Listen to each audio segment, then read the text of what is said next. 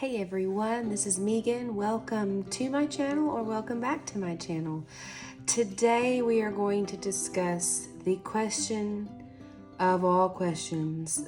What's the first question that I ask a mom when I find out that they're homeschooling?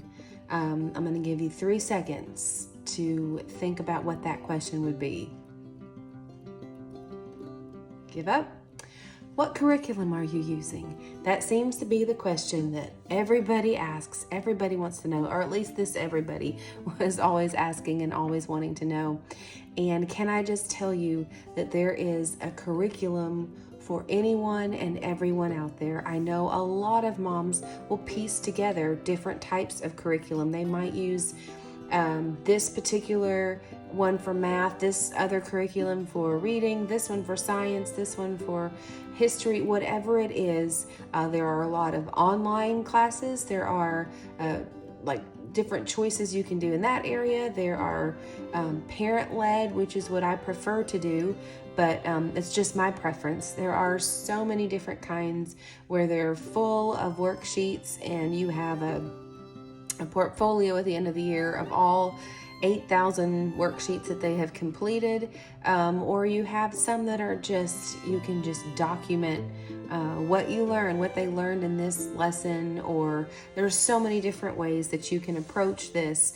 In my state where I live, we are not required to provide a portfolio or proof even that we are doing what we say we are doing. We have a notice of intent that we have to sign every year and send it into the Department of Education before school starts, and that is our ticket to homeschool. I know there are a lot of states who require a lot more, so that can kind of determine what curriculum that you use also.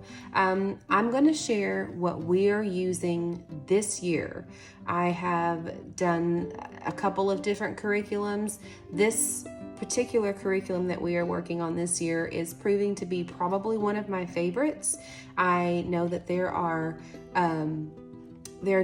differing opinions in all areas. And can I just tell you, you are the parent.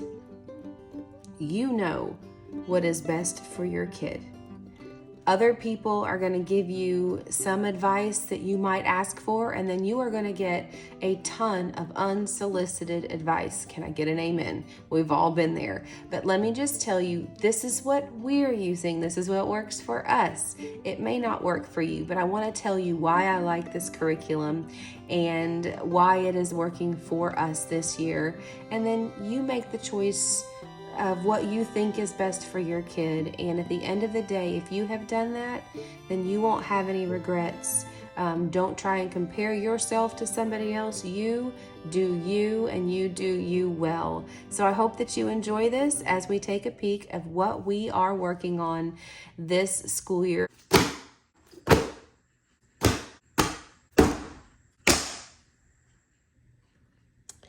Okay, this year we are using the Good and the Beautiful curriculum.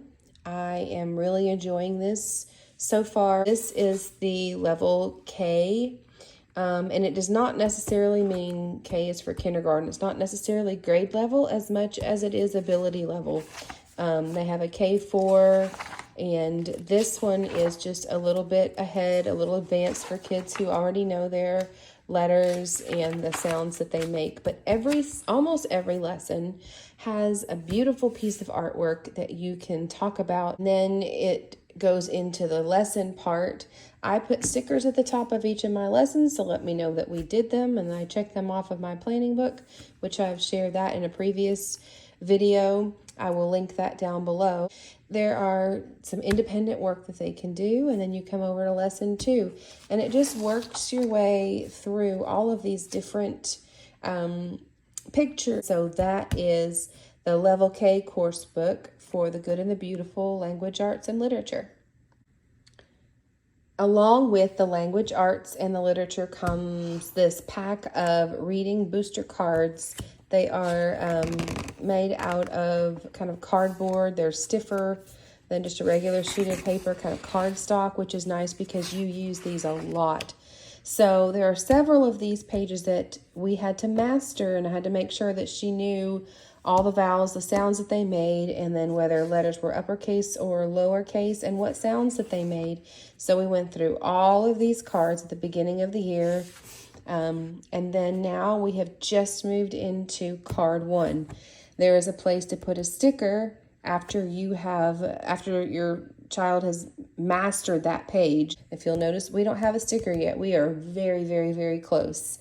But there are different ways you can go on the Good and Beautiful Homeschool app. There's also a website that you can go to and watch fun videos and read alouds and different games and different stories that go along with this curriculum. Just keep building. You work on these a little bit every day.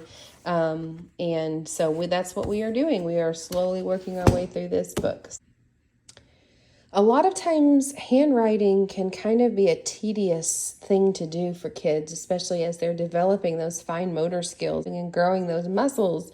I really like this Level K handwriting book. It's just a short little page that you start everywhere you start at the orange dot and you work your way to do each of these. They're short and they're sweet. They're not long and tedious. She loves to color the little page afterward. Anyway, this is the handwriting, and I like the shortness of it and the sweetness of it, and we do it and then we're done. And here is our math Level K course book. Start with a hundreds chart, and you can reference that at any time. This curriculum comes with this wooden math box, and in it are some manipulatives that they will use throughout this course. We start off just on numbers. Simple. She knows most of her numbers, but she does have some difficulty with writing them, and so each of these has a chance for her to write the numbers too that she's learning. We have just started getting into addition and tens sticks, first, second, third, so those ordinal positions, and slowly but surely we're getting this addition done. I love the pictures. I love that her lesson to this day was just this. She was doing a lot of counting, and then I had some manipulatives that I brought out. I've got buttons and all kinds of things, and she did some counting in that way also. So my assessment of the Good and the Beautiful curriculum is that I like the simplicity of it. You basically come in and you open the book and you are ready. I am pleased with the Good and Beautiful, and we will do a 3rd grade review at some point in the near future. Hope you guys enjoyed today.